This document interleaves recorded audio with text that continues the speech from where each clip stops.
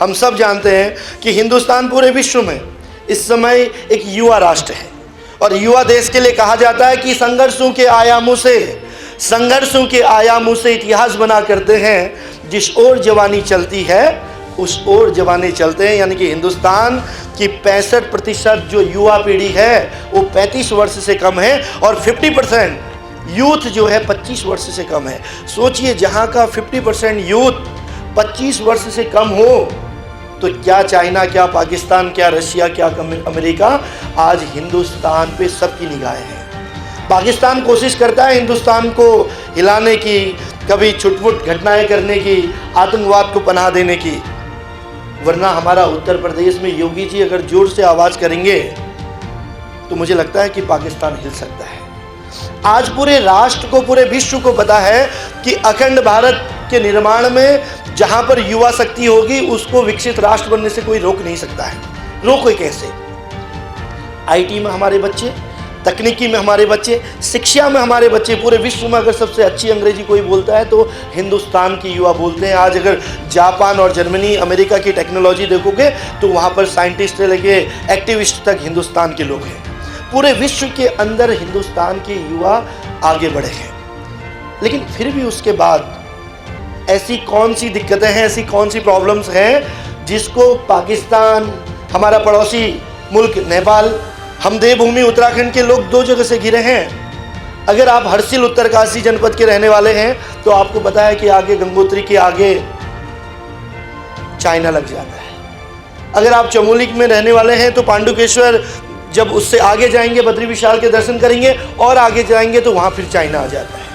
अगर आप कुमाऊं मंडल के हैं, आप चंपावत पिथौरागढ़ के हैं तो आप देखिए वहाँ पर पड़ोस में आपका नेपाल है और उधर पंजाब से लगा हुआ पाकिस्तान है और तमाम सरहदें हैं जहाँ से आज आतंकी अलग अलग चीज़ों को हमारे हिंदुस्तान के अंदर भेज रहे हैं। उनको इतना तो पता है कि अगर हिंदुस्तान को हराना है तो फौज से तो कभी जीत नहीं सकते हैं, क्योंकि हमारे हिंदुस्तान की जो फौज है, हमारी आर्मी है, जो हमारे इंटरनल फौज है, चाहे वो पुलिस हो, पैरामिलिट्री हो, चाहे वो किसी भी प्रकार की सेना हो, उनके आगे कोई भी आतंकवादी ठहर नहीं सकता है। तो उनका एक सॉफ्ट टारगेट है। उन्हें पता है कि अगर यूथ की जड़ें हिल गई, जिस देश का युवा बर्बाद हो गया, जिस देश के युवाओं का फिजिकल, मेडिकल, उनका मॉरल एजुकेशन, उनका उठना बैठना चलना, उनका बिहेवियर चेंज हो गया। जहाँ बिहेवियर चेंज हो जाता है, जहाँ माइंड चेंज हो जाता है, वहाँ उसकी पूरी पर्सनालिटी चेंज हो जाती है। तो उनका टारगेट, सॉफ्ट टारगेट कौन है? हिंदुस्तान का युवा। उनका टारगेट कौन है? क्योंकि हम चाइना, नेपाल से जुड़े हैं तो डायरेक्टली इनडायरेक्टली हिंदुस्तान के साथ साथ देवभूमि उत्तराखंड के युवाओं को भी कमज़ोर करना। अब आप सोचिए, आप में से बहुत सारे भैया बहन जिनको एनडीए में जाना है, सीडीएस में जाना है, किसी को एक अच्छा वक्ता बनना है, किसी को अच्छा प्रवक्ता बनना है, किसी को आर्टिस्ट बनना है, किसी को इंजीनियर बनना है, किसी को डॉक्टर बनना है, किसी को मैनेजमेंट का स्टूडेंट, तो किसी को पैरामेडिकल का स्टूडेंट बनना है, और कोई बहुत अच्छा राइटर भी बनेगा, सिंगर भी बनेगा। स्पोर्ट्स में हमारे उत्तराखंड के बच्चे बहुत अच्छे से जानते हैं। इसके लिए ज़रूरत क्या होती है? इसके लिए टॉपर बनने की ज़रूरत नहीं है। टॉपर तो इस स्कूल का एक ही होगा। मैंने अपने जीवन में कभी टॉप नहीं किया। पढ़ाई, शिक्षा नौकरी के लिए नहीं की जाती है, आत्मविश्वास को बढ़ाने के लिए की जाती है। एक टॉपर होगा, 2 टॉपर होंगे, टॉप 5 होंगे। मैं तो जो 99% बच्चे होंगे उनकी बात कर रहा हूँ। क्या 1% टॉपर से हिंदुस्तान बदल जाएगा? क्या 1% टॉपर से ये उत्तराखंड बदल जाएगा? नहीं। जब तक एक एक बच्चा अपने पैरों में खड़ा ना हो जाए, देवभूमि उत्तराखंड नहीं, हिंदुस्तान भी विकसित नहीं हो सकता। वो विकसित कैसे होगा? जब हमारे यूथ विकसित होंगे। वो विकसित कब होगा? जब हमारे बच्चों का फिजिकल, मेडिकल, उनका आचार विचार अच्छे होंगे। पेट में आंत नहीं, मुंह में दांत नहीं।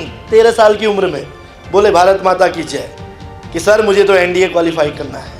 4 बार खड़े करके, कानों में छेद करके, छोटा सा टैटू बना के, दोस्तों के साथ सिगरेट के छल्ले उड़ा के, किसी पार्टी में अपने स्टेटस दिखाने के लिए, दूसरों को नीचा दिखाने के लिए, अपनी अमीरी को जाहिर करने के लिए अगर हम अपनी मेंटल स्थिति को खो रहे हैं तो ये बहुत बड़ा प्रश्न चिन्ह है।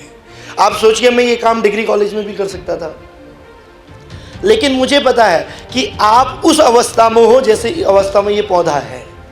जिस दिन आप पेड़ बनेंगे इस तरह से, जबकि ये पेड़ भी बहुत बड़ा नहीं है, लेकिन इसको मोड़ना मुश्किल हो जाएगा। आप उस करुणा अवस्था में हो जहाँ पर एक छोटी सी कली को मोड़ा जा सकता है, और अगर उसने गलती से भी कोई गलती की है तो उसको सुधारा जा सकता है। और हमारी देवभूमि उत्तराखंड के बच्चों के लिए तो कहा जाता है कि कौन कहता है कि जमीन में बैठा हुआ बच्चा, कौन कहता है कि जमीन में बैठा हुआ बच्चा आसमान में नहीं उड़ सकता, और कौन कहता है कि देवभूमि का बच्चा इतिहास नहीं बना सकता, और कौन कहता है जिस बच्चे ने गरीबी देखी हो वो बच्चा अपने पैरों में खड़े होके आसमान में नहीं उड़ सकता।